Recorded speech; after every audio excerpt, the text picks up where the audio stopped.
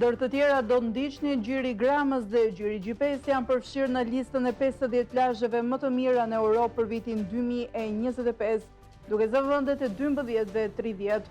Vlerësimi bazohet në autenticitetin, natyrën e paprekur dhe përvojën unike që ofrojnë këto plazhe. Ky përfshim në listë tekston potencialin turistik në rritje të Shqipërisë si destinacion elit.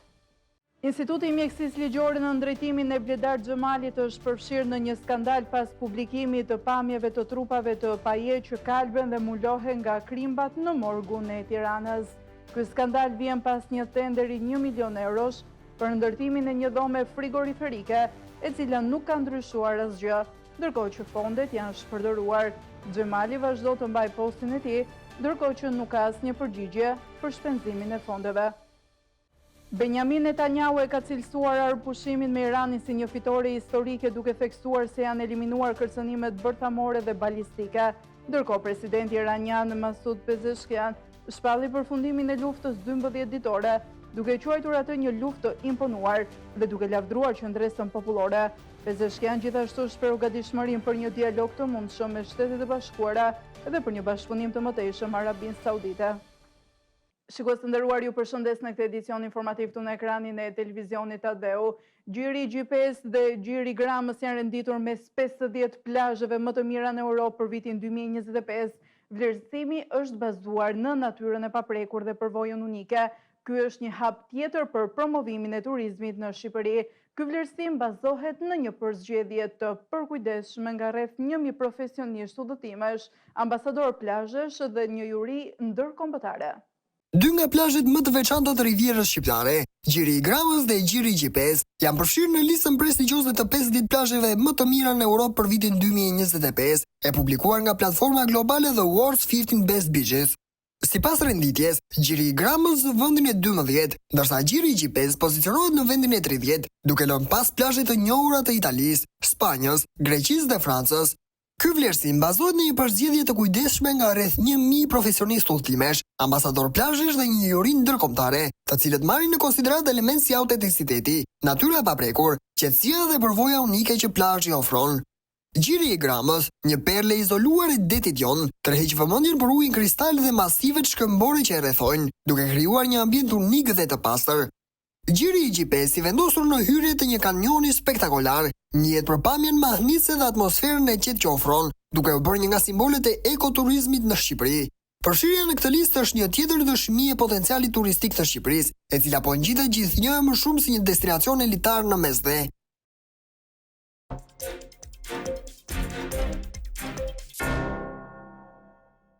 Policia e shtetit ka finalizuar një tender me 120 makina me qira ku çmimet janë shumë më të larta se konkurrentët. Fituesit u shpallën ata që ofruan më shtrenjtë, duke ignoruar kështu ofertat më të lira. Kjo ngre dyshime për shpërdorim fondesh dhe favore për kompanitë private.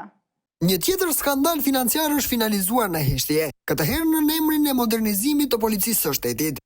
Tenderi për marrjen me qira të 120 automjeteve është mbyllur ditët e fundit, duke shpallur fitues firmat që ofruan më shtrenjtë se konkurrentët e tjerë, me çmime që arrin deri në 34.000 euro për një makinë me qira për 4 vite, një vlerë që praktikisht është e barabartë me blerjen e makinës. Sipas dokumentave të publikuara nga redaksia jon, në total janë përzgjedhur 2 kompani, Eurocar Rentals për sedanët dhe Mektrim për SUV-ët, me një vlerë që kapin shifrën mbi 7.8 milion euro në total. Fitues nuk ishin ata që ofronin më pak, por ata që sipas praktikave të dyshimta të zakonshme plotësonin kushtet formale. Për 60 makina tip sedan, policia e shtetit do të paguaj 33.120 euro për secilën, për 4 vite përdorim. Po aq do të paguajnë për secilën nga 60 SUV, 34.000 euro për makinë. Këto janë çmimet e krahasueshme me blerjen e makinës në treg, ku modelet bazë sedan dhe SUV mund të blihen me më pak ose me aq sa qiraja për 4 vite. Por skandali nuk ndalet këtu. Kompania Albanian Motor Company, që ofroi 171 milion lek për 2 lotet para, ndjeshëm më pak, u skualifikua sepse nuk ishte eksperiencë të ngjashme në 3 vitet e fundit. Ndërkohë, firma Porsche Leasing, që ofroi më pak se fituesi për SUV, u skualifikua se nuk ishte deklaruar emrat e ortakëve. Në të dy rastet, shteti zgjodhi ofertën më të shtrenjtë, duke justifikuar procedurat me detaje burokratike dhe duke ignoruar faktin që qindra mijëra euro janë shpërdoruar. Sipas kontratës, mjetet do të përdoren me një mesatare prej 32.500 km në vit dhe pas 4 vitesh do t'i rikthehen kompanisë. Pra policia nuk do të mbajë asnjë mjet në fund, por do të ketë paguar mijëra euro për një përdorim të përkohshëm dhe të kufizuar.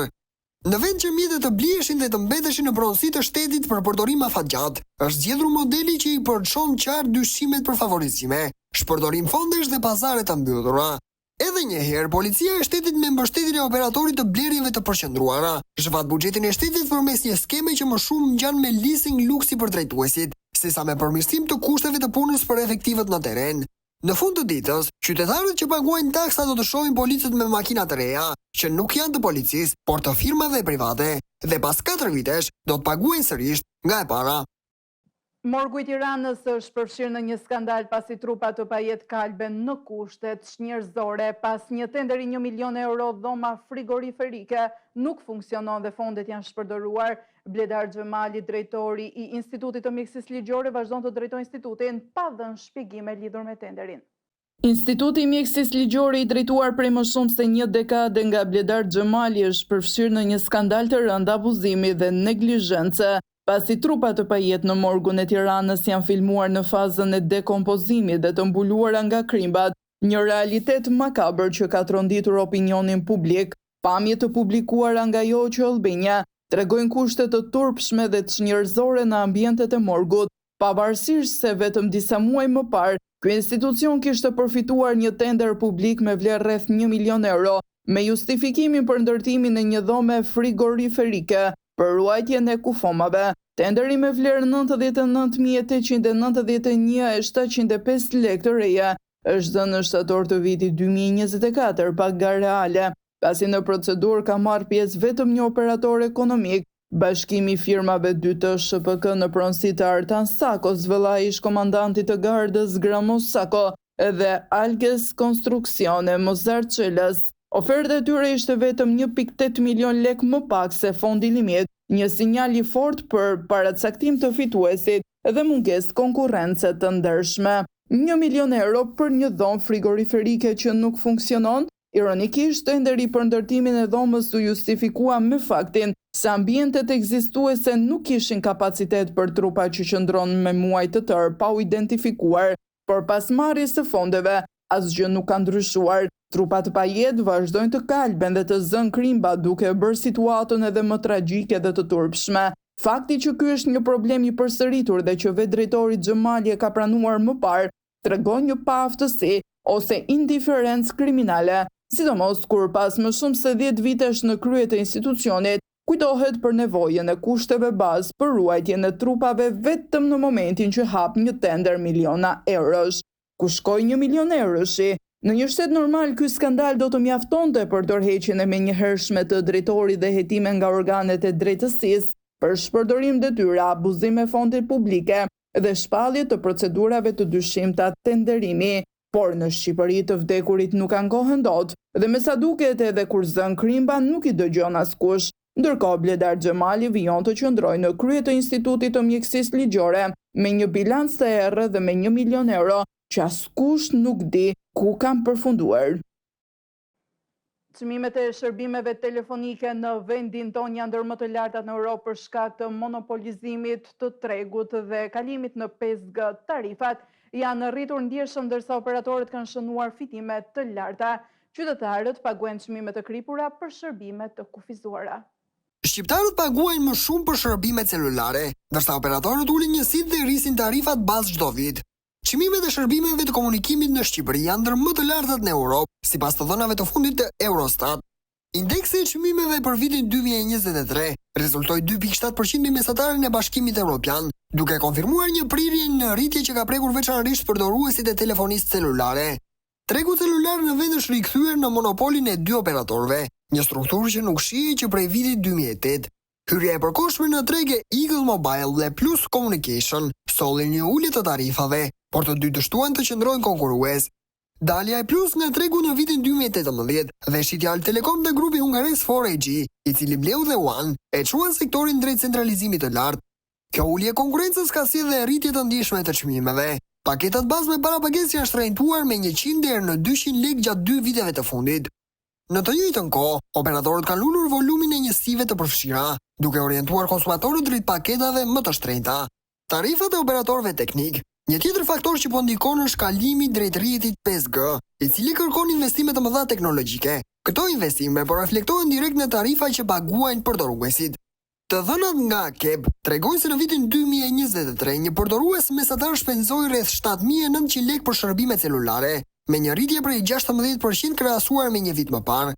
Ky tregues i njohur si ARPU llogaritet mbi të ardhurat nga shitjet me pakicë dhe numrat e përdoruesve aktiv.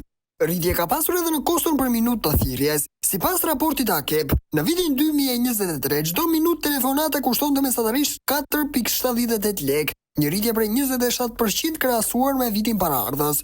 Ky indikator i njohur si ARPM, ma të ardhurat nga thirrjet dalse për çdo minutë komunikimi. Ndërsa çmimet për qytetarët janë rritur, operatorët kanë arritur fitime. Gjatë vitit të kaluar, dy operatorët kryesor të tregut realizuan një fitim total prej 619 milion lekësh, ndërsa qytetarët paguajnë çmime të kripura për oferta dhe shërbime të limituara. Një tjetër problem mbeten kontratat, të cilat e detyrojnë qytetarët të marrin shërbime dhe nëse nuk kanë më nevojë, ose në të kundërt i paguajnë operatorëve telefonik gjoba të majme.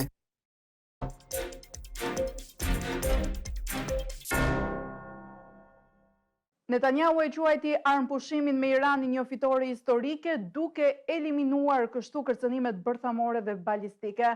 Ndërkohë, presidenti iranian shpalli përfundimin e luftës duke lavdëruar qëndresën e popullit iranian, ai gjithashtu shpreu gatishmërinë për dialog me Shtetet e Bashkuara të Amerikës, por jo vetëm, edhe bashkëpunimin me Arabinë Saudite. Kryeministri i Izraelit Benjamin Netanyahu e ka quajtur marrëveshjen e armëpushimit me Iranin një nga arritjet më të mëdha në historinë e shtetit të tij në një deklaratë për mediat. Ai e cilësoi këtë zhvillim si fitore historike duke theksuar se dy kërcënime ekzistenciale janë neutralizuar, programi bërthamor i Iranit dhe rreziku nga raketat balistike. Sipas tij, nëse Izraeli nuk do të kishte ndërmarrë këtë fushatë ushtarake, vendi do të ishte përballur me shkatërim të mundshëm. Ai deklaroi se forcat e mbrojtjes izraelite kanë arritur të eliminojnë një pjesë të madhe të strukturës komanduese iraniane.